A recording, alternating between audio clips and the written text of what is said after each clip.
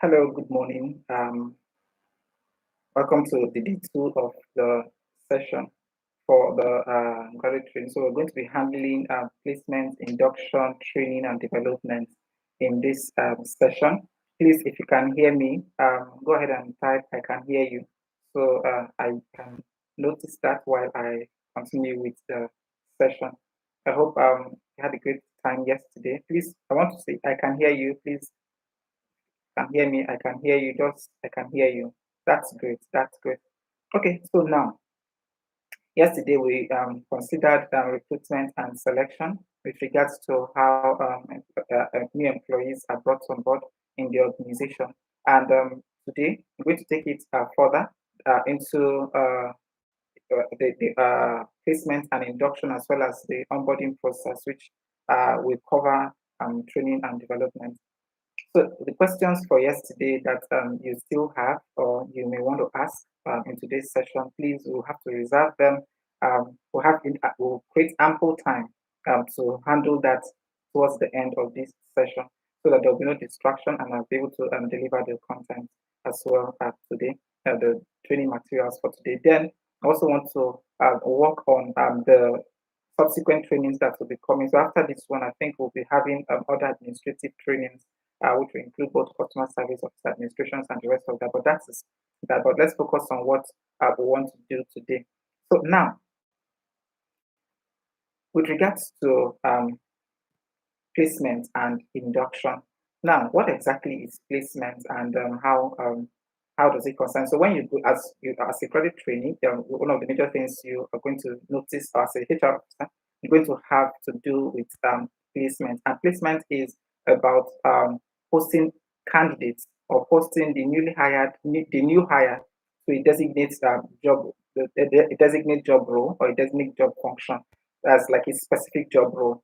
That's what it will involve assigning such staff or such employee with a specific rank and as well as a specific responsibility. So they know this is their responsibility and this is a responsibility that is attached to this position that you have assigned to them. So meaning that in other words, the policies that are supposed to guide that particular responsibility, the procedures to executing those responsibilities, the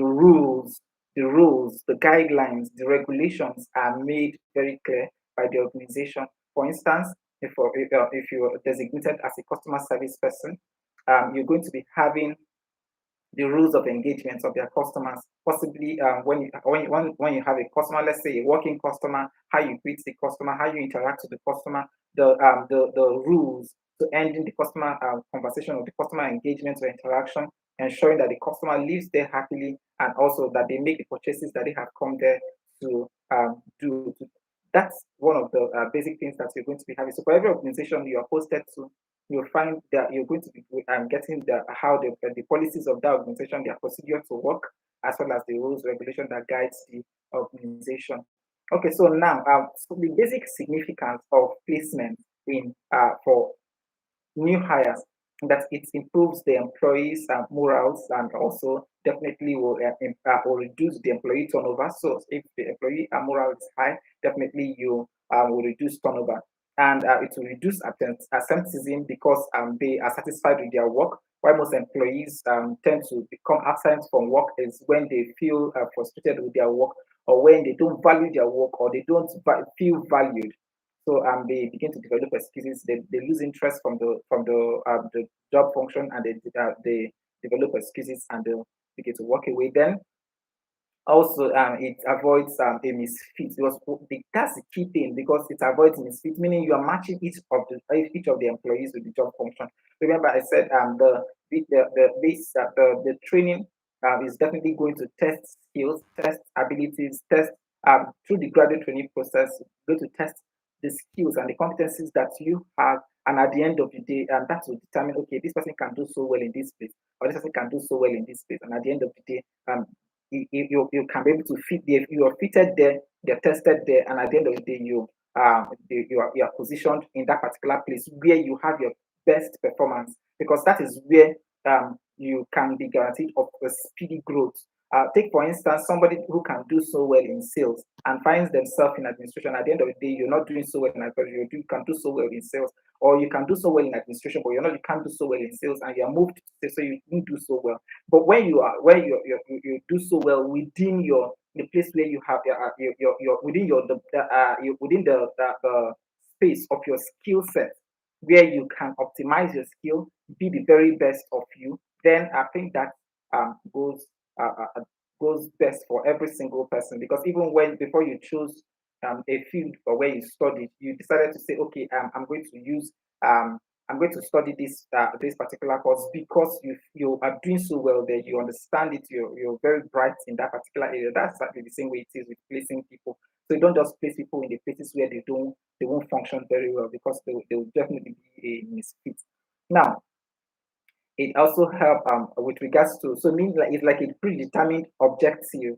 So the option is like a predetermined objective by the organization, and they know where they want to fit each individual. So I think I've stressed a lot on that. So let's move on to what exactly is induction. Then we can begin to talk about the processes that are the various activities that are involved in the induction process. So in the induction process, um, each of the candidates is going to be receiving a welcome, that's get a welcome message by the organization. There's going to be definitely a meeting. So the induction process is just receiving and welcoming the employee.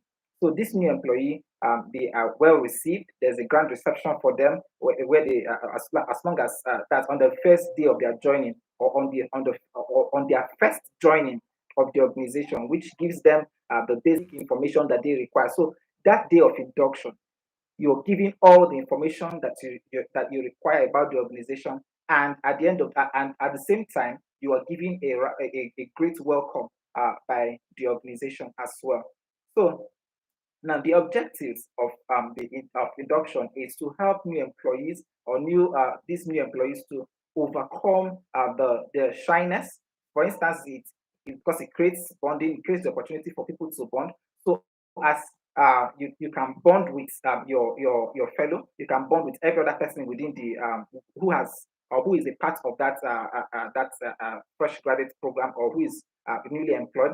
You can bond with them, become understand how things work and how to relate with people. So you come up from being a shy person to becoming somebody who can relate very well with other people. Because in the workplace, you have to collaborate, you have to learn, you have to be able to share information. If you have problem with your job, you should be able to talk. You should be able to share with other people. Most people who have issues trying to connect or trying to relate with others have an opportunity to come out from their shells, especially in a new environment that they find themselves.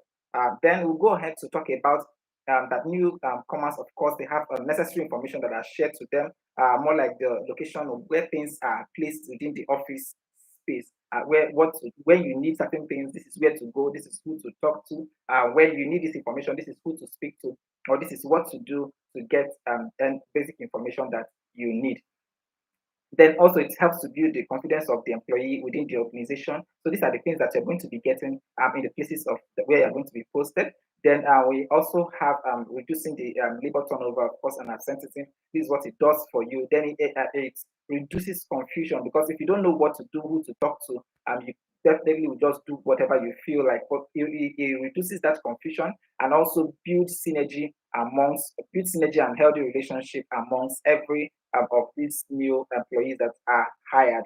Okay, so that said, I want us to quickly now discuss about the onboarding process. So this onboarding process is that which the new hire is integrated, like I said earlier, is integrated into the organization, and other activities that follow helps this new hire get acquainted with how the culture of the organization, how the organization functions, and become very familiar with how things are done.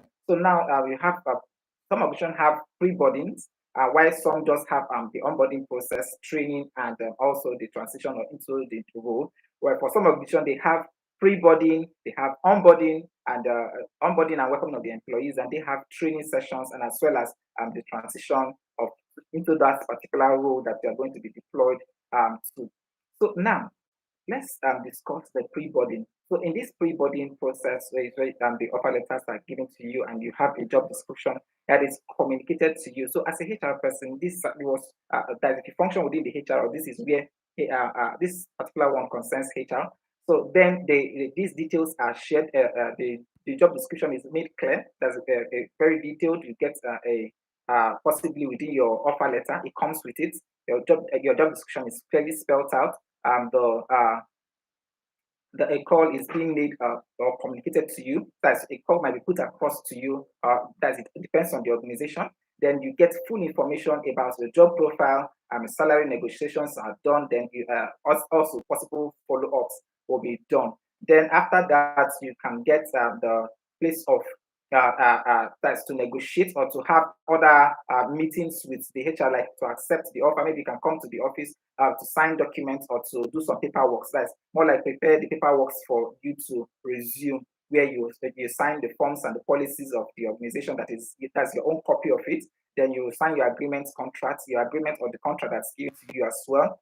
Then the employee handbook of the organization, that's the code of conduct, the attendance, leave policy, and the confidentiality, as well as policies, health, safety, all these things are done. The handbook are given to you. Then talk about the non-disclosure agreement. For some of them, they have non-disclosure agreement, which you're going to be signing. More importantly, if you're working with intellectual properties, you're definitely going to be signing that agreement there. So, but in a place where there are some places where you may not sign it because you don't deal so much with those kind of properties that to be needed to be safeguarded. So then there's a waiting period after that where you are as the employee or as a HR person, the HR person gets you to prepare and gets you into the frame of mind of joining the organization. That's within that waiting period. A reminders are sent to you. Some follow-ups are also done. Then during this waiting period, you get an orientation schedule. The salary account is created for you. Then we provide the necessary office supplies, which like your stationaries, the ones that are designated to your role, were created for you. Then each new of these hires will get possibly like a mentor. They are going to someone you're going to be settling with. Maybe you're going to be attached to that person's desk, so you get to learn more like a supervisor or someone who's going to supervise your work directly, who you're going to be working under. Then other IT assets will be assigned to you, like maybe if you're going to be needing a laptop, an office phone, or whatever gadgets you may be needing, all these will be given to you as well. Or during this waiting period to be created and prepared for you. That's if you don't need to get to the office. Your station is also going to be created, more like people who need a station, a desk, cubicle, whatever it is, it will be created and prepared for them. Then on the day of joining, every of this new employee will receive a welcome email, introduction. There's an introduction will be done to the team, so you'll be brought in and you'll be introduced to the team. Then a schedule. So the for the paperwork might also be done. Like if there's additional paperwork that you have not done, you would have to do that. Then we talk about the like a formal onboarding process or a formal onboarding meeting with the HR specifically. So they get to give you their own orientation, maybe basic things about if what you may be needing, and in case you need them, you can always come to them. Then they always maybe it might come with other benefits as well. Then you will also be having a meeting with the departments that you're going to be working with as well. So now, setting up the employee account is part of them. Your company email, your email address, your official email address will be also created for you. Then a business card, that's if it is applicable to the role that you're going to be working. For instance, if you if you're going to be working under the sales department, then definitely a business card will be created for you. Then, as well as maybe you also get a visiting card in case someone who decides to come visit you. Those cards will be created as well for you. Other softwares, they'll take you through how to use the office softwares. Then the parking facility, you get your car slot where you can park in case you're coming with a car. Then your desktop, your laptop is shown to you, your phone, the office SIM card, all these are done to you. Then you also get to coordinate. There's going to be a coordination with other departments where you are introduced to other heads of departments. So those heads of departments will introduce you to their team, where in case you need, maybe for instance, as you work in the admin section, So if you need to do anything with the account, you get to know who exactly you're going to be dealing with the account. So this is where the HR comes in. The HR takes you from your depart from that particular place to the head of account, introduces you. Then the head of account tells you in case you need any support, this is who you can reach out to, this is who you can reach out to. And that then comes to maybe the store, they tell you the same thing. So they take you through all the various departments of the organization. Then the same thing with familiarizing the employee with the workflow, information flow process.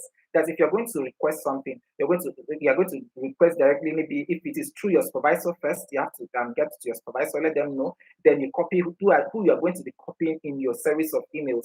These are the basic things that you're going to know, like the information flow chain.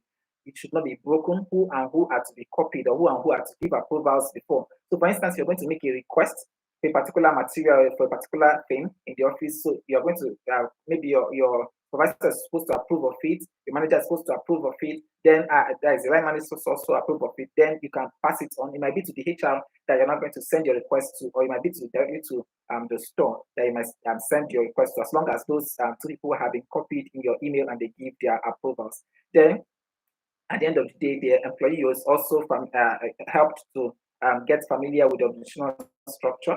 So where every single person within the organization, you get to meet with people within the organization and how the structure of the organization works, that you get to those information as well. Now, we come to training and orientation.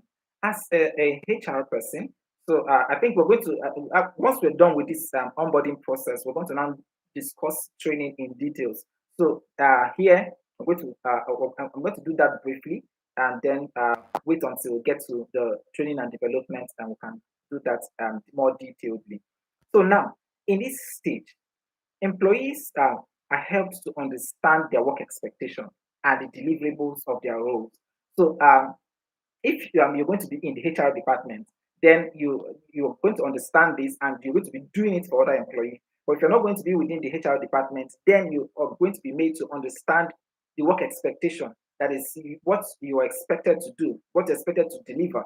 Your deliverables are made very, very clear to you. Then, secondly, can conduct a basic that's a work and specialty training will also be done for you by the HR. You could also it could be done for you by the department that you're going to be joining. So if you're within the HR, then HR might do it for you. Or if it's a small organization, the HR might do it generally for the entire organization. But if it's a large one, your head of department where you're going to be working. For instance, if you're going to work in a customer service unit, then it is the customer service head that or the customer service unit that's going to be giving you also a specialty training, meaning you will get a specialty training from your department, and you also get a general training from the organization, more like about the organizational culture and the rest of that and how things are done there. Then afterwards, the specialty one. Then at the end of the day, the third one is that you're going to be familiarizing with the employee workplace culture and attitude, the do's and don'ts, the things that are red flags, what to do and what not to do. For some organizations, they term it as their values. So it might become like their values or their culture, what how they do things there, their creed. So all these things you get to learn that. Then now the best practices that are under this onboarding process definitely will so make the introductions, handle orientations, and as well as initiate maybe like you get a team launch at that particular day of joining. So this is to help the new employees integrate seamless. The benefits of this of the onboarding process, unlike some organizations where you just come and you resume without basic onboarding, is that it increases employee retention, it increases employee satisfaction, productivity, and as well as improves the brand image of the brand or corporate image of that organization. These are the key things that it does for an organization. So for every employee, it is imperative that this is done. But that said, I want to make emphasis on the fact that depending on the capacity of the organization that you join, you may not have all these go through. This is more like a standard. So you may not experience all this in the places where you're going to be sent or going to join. So by the end of the day, yeah, some of these things might still come up. You might notice some of these things done, But this is more like a standard. So I want to establish that this is more like a standard for induction and for placement. But not every organization follows through with all this. But as they grow and they scale, they begin to implement some of these things. So these things will come up as they grow. But if you get to a very big organization or structured organization, you definitely will see a lot of all this done. Then let's go ahead and talk about the documentation. Of course, the documentation process is you have what the things that are going to be requested from you. So, what exactly is the documentation? It gets all the details about the employee so that they get to know you. You're not more like you're not like we don't know this person or this is a stranger or it's not. So they know that this is they know the person that they are working with. They get to know where to find you. For instance, now if the employee gets ill or something happens to that employee within the workplace, how do they locate that employees or the employees that is the people who they stay with or the people who are the benefactors of these employees. So at the end of the day, they get all these records. So it's going to include your job application letter. Like I was saying earlier, that you're going to still provide an application letter when you are hired. When you eventually get hired, you're still going to write that application to the organization. If you did not do that when you were applying, then you're going to provide the hard copy of your resume or soft copy, whichever one the organization wants. Then the offer letter will be given to you. So all this will be collected and archived in your folder. Benefits of that is the benefits of this particular process. That's more like what you're supposed to get. All your benefits are made very clear. Your pay changes also are made. So in case that there's a pay raise, they are also archived in your folder. The appraisals, anytime appraisals are done is done. Then maybe there's a wage increment or a wage increment, whatever it is, might be also archived in your. All these are the things that are done, and more of it are archived within your documentation.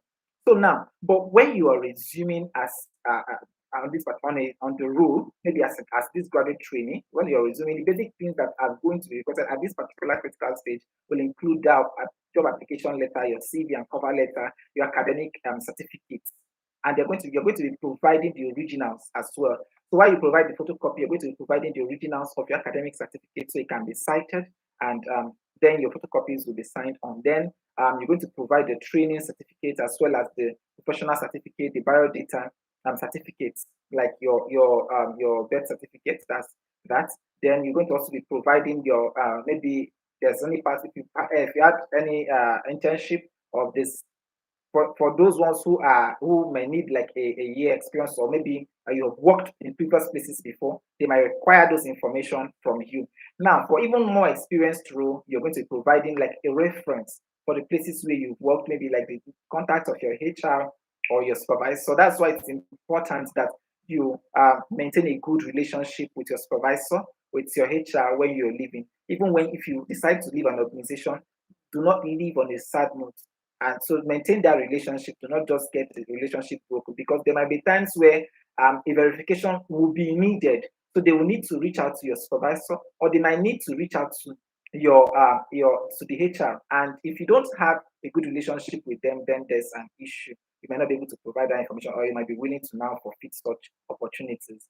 Then let's go ahead to talk about the guarantor information. Of course, you're going to be providing guarantor information. You're also going to be providing your passport as well for this. Then that is that. This is just all the basic things that you will need to provide for your documentation as based on the role you have applied for, which is the graduate training. Then a background check will be done. Remember when we were talking about the recruitment earlier, I made a statement where verification are done in the background. So they do a verification will be done on your details. So now I'm also making emphasis. So in case you find yourself as HR, these are the things that you're going to be doing. If you don't find yourself as HR, or maybe you find yourself in other departments, these are the things that will be done on you. Do you get? So these are the things you're going to be doing as a HR. If you're not a HR, then if you're not in HR, then these are the things that are going to be done on you. So you're going to get a background check, which will be done on you. This background check helps the option to understand that all the details, or to verify that all these details that you have placed within your CV are accurate. That's what we always say. do not put information on your CV that are false because it's incriminating and it's not great. So just put the information the way it is, be accurate. But more importantly, presentation is key. You can present your CV in a great way. So you don't need to say you did this when you did not do that, but there are ways you can present your CV and present information on your CV and they'll be great. Then that is not just only on your CV. Now I'm talking about your certification that you are providing to the organization. You don't get to provide certificates that are not that you cannot defend. Certificates that you cannot defend, that's you don't get to provide them. So or maybe the certificates where in fact the certificates you cannot defend, you don't get to provide that. I will leave it at that. So I think everyone gets to understand what I mean by that. So of course of forgery these days. Then the verifiable information, what claims. So now, if you're working as a HR person, meaning you are not just going to be working on only the graduate trainees, you're going to be working also on experienced people. Then there are things that you are going to also be doing other things that are more or that are not included in the HR or the graduate trainees. So because, for instance, the workplace claims, graduate trainees do not may not have those informations where they say they have worked in certain positions, and because they are still graduate trainees, they don't. But now, if you're working on the profile of an experienced person, so as a HR person, or if you function in the HR department, means you are going to be handling a verification on workplace claims. You have to find out, do this organization exist? Or if they existed, did they fold up? So meaning if they're not existing anymore, but maybe they folded up. Okay, that's great. There's no falsehood about it. But non-existent organizations where people can just write CVs and say, okay, because people claim a lot of things, you can say the CV, the information on those CVs might not be accurate. So a verification is done to find out if that workplace is real, is genuine, or it existed, or is in existence. Even if it has been liquidated, then it's okay. At least it existed when they worked there. Then academic certificate claims, you want to verify that what information that they provided is correct. You cannot say you have a 2-1 when you had a 2-2. You cannot just go and stylishly tweak it a little, or you say you have XYZ certificate when you don't even have a certificate, or you're using another person's certificate. It makes no sense. That's serious issues where if it's found out. Then training claims, people where you claim to have XYZ training and you don't have your certificate to back that up. It's important that you always, if you undertake a training, you get a certificate for that particular training, because how do you present that you're trained for that particular role? When the vetting starts, you have to provide all those information as long as they are on your CV. Then we'll go ahead to talk about the professional membership. So now, if you are putting up a professional membership, like maybe you have an icon, you have an icon, you have a HR like a CIPM or whatever it is, whichever one you have, or you have any form of professional certification, you should be able to prove them. Possibly, if there's a number or if there's an ID number that should be verified, you should be able to provide those ID numbers. Then and they will definitely be verified. So now, as a HR officer, you're going to also be doing that verification. So you have to reach out to these organizations to find out, does this ID number actually exist, and the rest of that. Then the residential claims, where you live, for people who claim to live, I live in Lagos and you're not living in Lagos, or you live at so place in Lagos. Let's say you say you live in Lekki, you provide an address in Lekki, and you don't live in Lekki, or possibly because you have an uncle living in Lekki, you're using the uncle's address, and your uncle does not even know that you exist, or you have a friend who lives in Lekki, and you're using the friend's address. So all these are incriminating and could get penalized for it. Then we talk about guarantor information. Then, of course, the guarantor information is supposed to be accurate. Every single information that is on your guarantor form ought to be accurate. Remember, we talked about documentation. Not just only your information is being documented, that of your guarantors are also documented as well. Okay, so now we'll go on to the let's go on and talk about other information like the criminal records, the loan and credit history, in case you have loan or credit history. So and you want to come and take more loans, maybe as a result of the new employment. That's more importantly for the experienced workers. So they might have collected loans with their previous places of work, resigned, and now they are moving over to a new place of employment, and they want to take more loans, and then they won't be able to do that. So we talk about other verifiable information, of course, and how the persons ended their employment in the places where they've worked. For instance, people who maybe were sacked because they stole or because they mismanaged things within the organization, or they mismanaged the resources, or they destroyed things, or they engaged in serious violence in the workplace. So people like that, they get they run into serious issues. That's why we always advocate that every employee should try as much as possible to conduct themselves very well, be of good behavior, be of good conduct, because at the end of the day, it comes back. It comes back hunting. It comes back hunting, and you definitely don't want that. Whether the past employer would also consider hiring the person, because, for instance, there are people who, even if you leave that organization, they want to still hire you. It means that you're a person of value. So for people who are not a person of value, definitely they don't even want to do with it. They want to do away with that kind of person. So that's that. Then you want to also for instance, now there are people who say they worked as a manager, or let's say a customer service manager. Remember, working in the capacity of a manager is different from working in the capacity of a customer service officer. These things are two different things. So you don't just say, because if you what your offer letter says, put it there. If you're a customer service officer, put it there. If you're a customer relationship officer, put it like that, the way it is. Just take it that same way on your CV. Don't go from becoming a customer service officer to writing a customer service manager on your CV, or you're just a floor officer and you're putting you're a floor manager, or you're a floor or you're managing the oftentimes the word manager has been abused, where people don't even know what it is to be a manager, and at the end of the day they want to they're saying they're managers while they are just officers. So it's important that whatever designation that was stated on your CV, on your offer letter, use that same designation when you're writing on your CV in reference to that organization. Then we go ahead to discuss the next. It says, more importantly, also is how much you earned there. Now, for instance, when you are discussing or negotiating about the salary, you may be asked us for the experienced staff this time around, and I'm speaking to those who definitely will have the opportunity to work in HR. So they will be asked. You have to do investigation about how much they were earning. So, because person might say, okay, I was earning less. Possibly the actual fact is that they were earning 150, and they say, okay, while they were having the interview, through their preliminary process, they stated that they were earning 250, which is gross, is totally false, and it should not be so. So at the end of the day,